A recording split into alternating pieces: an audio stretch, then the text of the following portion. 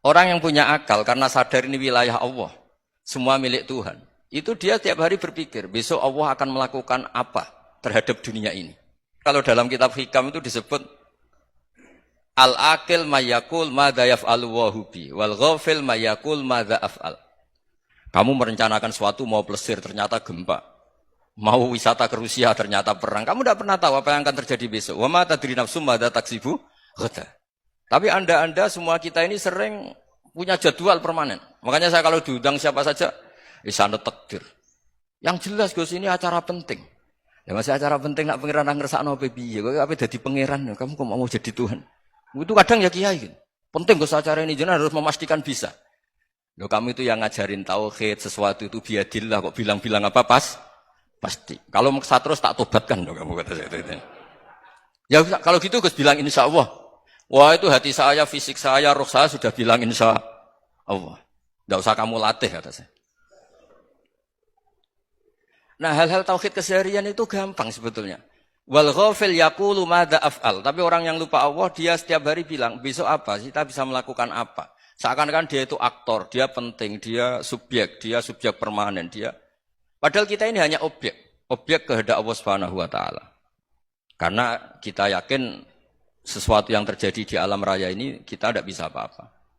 Makanya saya sering ngaji, sering bilang saya.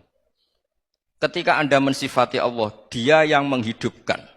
Sudah itu tanamkan sehingga ketika kita mati santai saja. Kenapa santai? Allah punya cara menghidupkan kita. Zaman kita hidup juga gak tahu caranya ngelola jantung, ngelola paru-paru. Kamu juga gak tahu ngelola oksigen yang tidak beracun, tidak mengandung polusi. Tahu-tahu hidup. Gak ingin tua ya tahu-tahu tua, gak ingin mati tahu-tahu mati. Selama ini kita hidup juga gak tahu apa sebetulnya. Hanya gaya tok, punya jadwal, punya planning. Kalau kamu bisa menentukan pilihan Anda, pasti Anda istrinya cantik, 4 neriman semua, kona'ah semua. Nyatanya enggak kan? Ada 1 jelek, cerewet. Wah itu kan, nyatanya enggak bisa apa-apa Anda kan? Dan kamu bawa mati lagi. Nah, itu kan. Istri Anda juga gitu, punya keinginan, punya suami yang ganteng, yang jabat, yang neriman, yang enggak poligami. Ya enggak kesampaian juga. Kalau kita ngitung tingkat kegagalan kita itu gagal terus. Ya kan? Nah, terus ingat Allah. Madza yaf'alu wa hubi.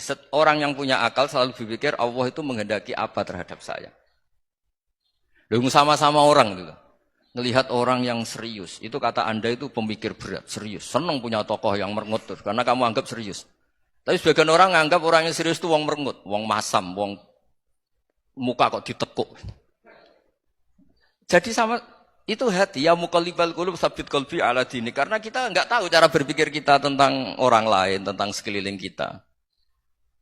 Misalnya kita orang baik yang jenis ngrumat fakir miskin. Ada orang bangun masjid mewah itu janggal.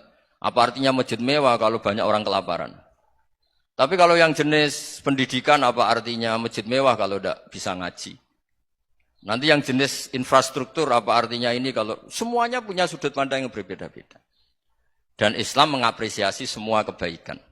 Tapi katakan semua kebaikan itu adalah kehendak Allah Subhanahu wa taala. Karena apapun baik Anda itu pakai fasilitas yang diberikan oleh Allah Subhanahu wa taala. Sehingga ini yang disebut qulillah tsumma darhum fi khawdihim yal'abun.